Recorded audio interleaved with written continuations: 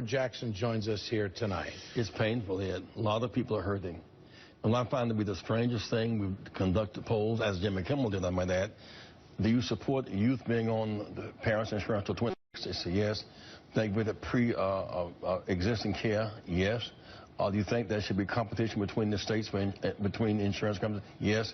I'm for affordable health care, but I'm not for Obamacare. That's like being for omelet without eggs. It's absurd. So they have gained a lot with the American people by confusing them. That has been out there. We're playing on a kind of anti-Obama mania hatred. That's why I'm urging people to say there is no Obama Act. There's an Affordable Health Care Act. Whether you are Tea Party or Coffee Party, whether you're in the bowels of Mississippi, Louisiana, New York, Affordable Health Care Act for all Americans. They want to get rid of it, obviously, and it was a crutch to get them to where we are right now.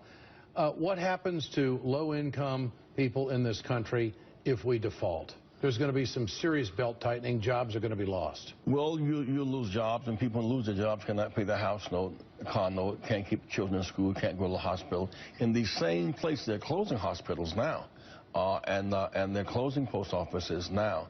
Plants are closing, jobs are leaving now, and so it will only make life much worse for those on the bottom who have no cushion. What do desperate people do, Reverend? They do desperate things. And the reason why the radio show host should not be race-baiting on this, most poor people are not black, they're not brown, they're white, they're female, they're young.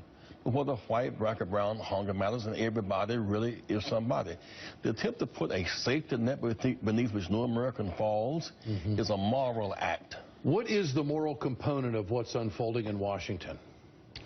There is no winner in this situation. There is the Confederates are rejoicing. They are winning. The Confederates? Oh, yes, no doubt about that. You told me on the radio you think this is the rebirth of the Confederacy. They're basically, you have the poorest states sending billions back to Washington for Medicaid. They don't want the federal money to help the poorest people. It's Confederate. It's states' rights. It's not just Health Care Act. It's anti-voting. It's women's right to self-determination.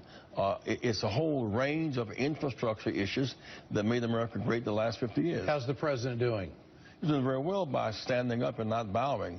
Because, I mean, how much more sane can you be? Look at all these Americans, 50 million in poverty, 53 million Americans are malnourished, and 20 million still looking for a job. To provide for them health care for life options, that is a moral imperative. Where do we go from here if there's a default? Well, America will lose its credit rating standing in the world. But what will be the social reaction? Do you really think people would take to the streets? Do you think that things could get so desperate in this country that there would be a social reaction?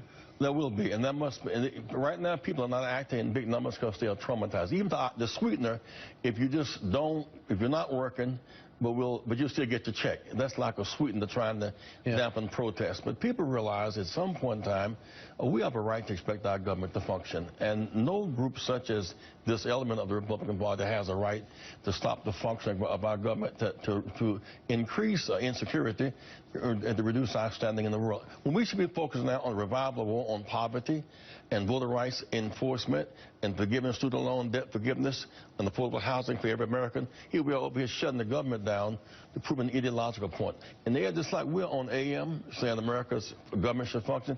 They are on FM. They have a blind passion for ideology. And if the federal government stops or slows down, that's what they consider that to be victory.